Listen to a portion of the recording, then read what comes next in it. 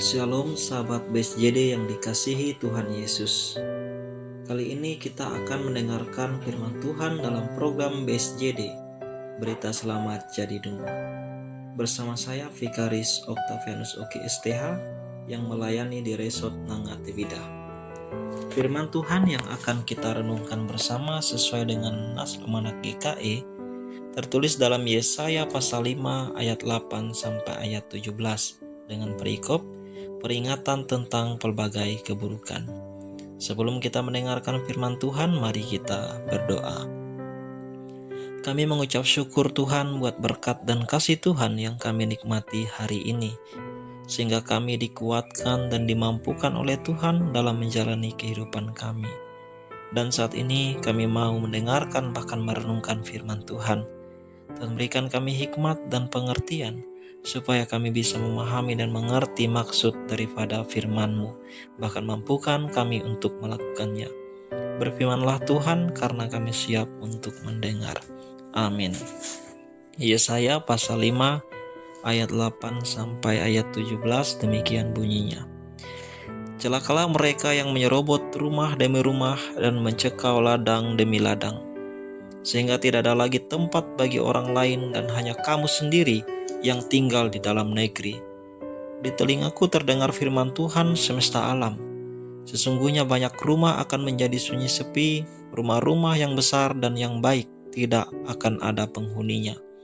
Sebab kebun anggur yang luasnya 10 hari membajak akan menghasilkan hanya 1 bat anggur, dan 1 homer benih akan menghasilkan hanya 1 eva gandum.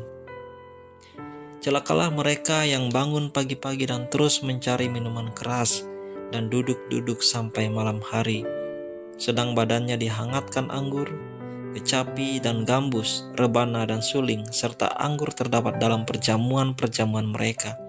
Tetapi perbuatan Tuhan tidak dipandangnya dan pekerjaan Tuhan tidak dilihatnya. Sebab itu umatku harus pergi ke dalam pembuangan, oleh sebab mereka tidak mengerti apa-apa.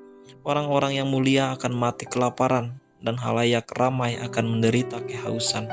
Sebab itu dunia orang mati akan membuka kerongkongannya lapang-lapang, dan akan mengangakkan mulutnya lebar-lebar dengan tiada terhingga.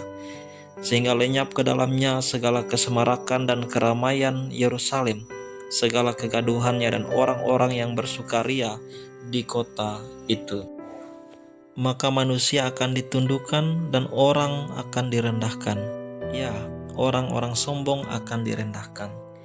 Tetapi Tuhan semesta alam akan ternyata maha tinggi dalam keadilannya, dan Allah yang maha kudus akan menyatakan kekudusannya dalam kebenarannya. Maka domba-domba akan makan rumput di situ seperti di padangnya sendiri, dan kambing-kambing akan mencari makan dalam reruntuhan gedung-gedung orang kaya. Demikian firman Tuhan. Saudara-saudara yang dikasihi Tuhan, tema yang saya buat dalam renungan ini adalah taat.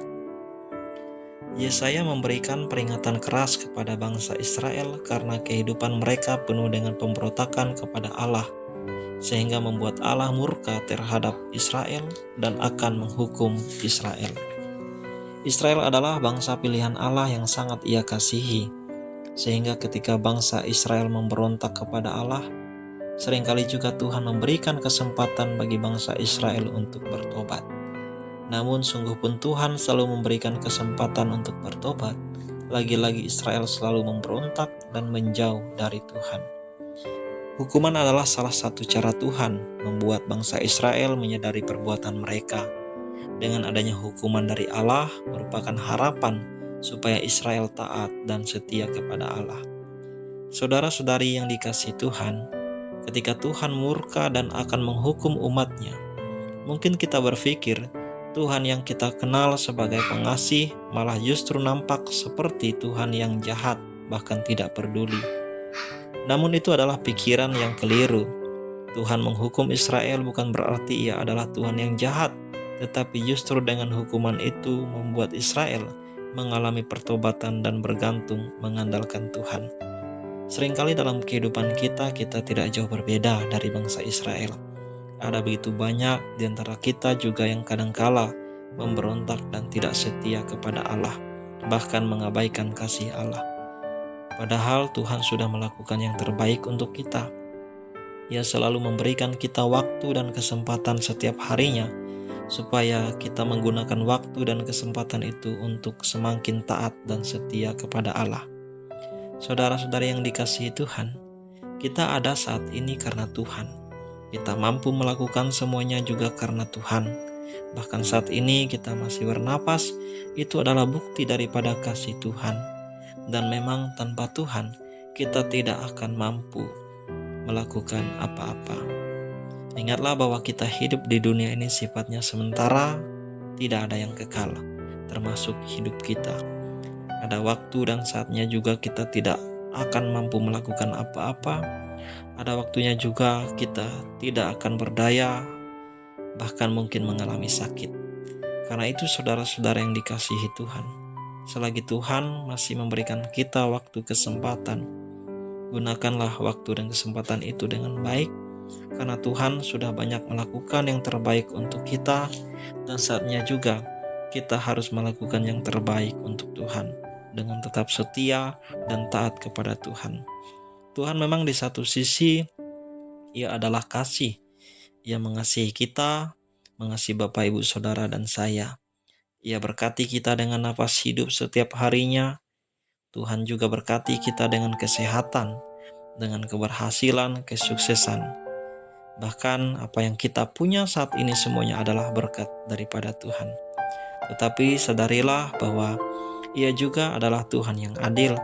Tuhan yang konsisten akan menegakkan keadilannya dengan menghukum setiap kita yang memberontak dan tidak setia kepadanya.